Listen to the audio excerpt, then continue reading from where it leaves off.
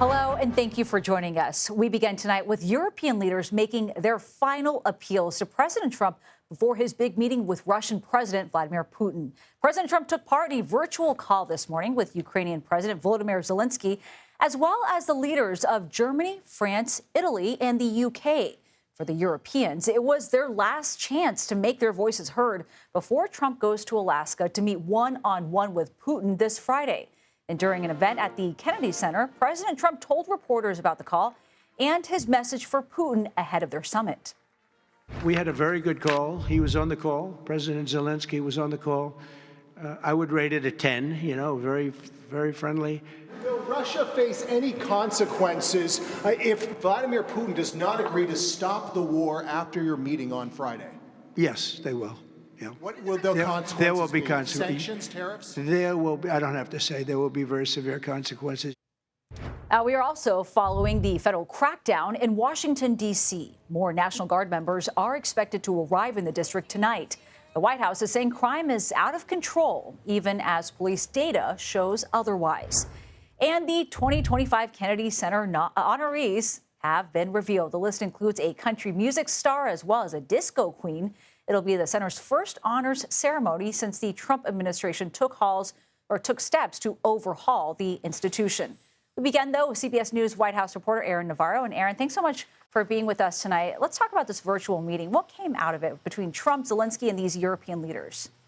Yeah, Nancy, good evening. From what we heard from President Trump today, as well as readouts from European leaders, it seems like there was an agreement that the U.S. will continue to put pressure in that face-to-face meeting between Trump and Putin this Friday, pressure towards ending the war, potentially threatening sanctions from the United States as well as Europe towards Russia. And that is something the administration actually last week backed away from as this meeting on Friday was coming together, but has the potential to really impact those allies, countries that do business with Russia. There was also from this call today a shared understanding that President Zelenskyy, that Ukraine should have a seat at the table for any talks going forward.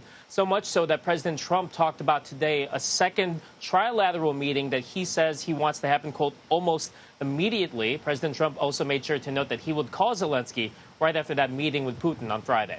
Still, when you hear President Trump talking about possibly severe consequences if President Putin does not listen, what is President Trump saying about the stakes of this meeting in Alaska?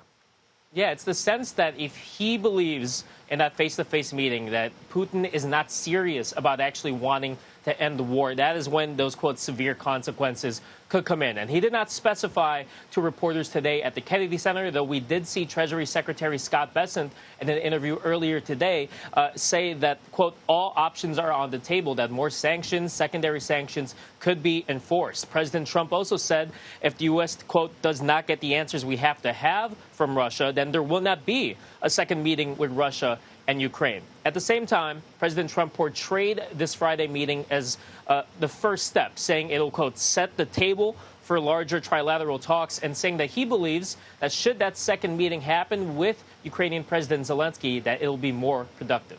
All right, Aaron Navarro, thanks so much for being with us.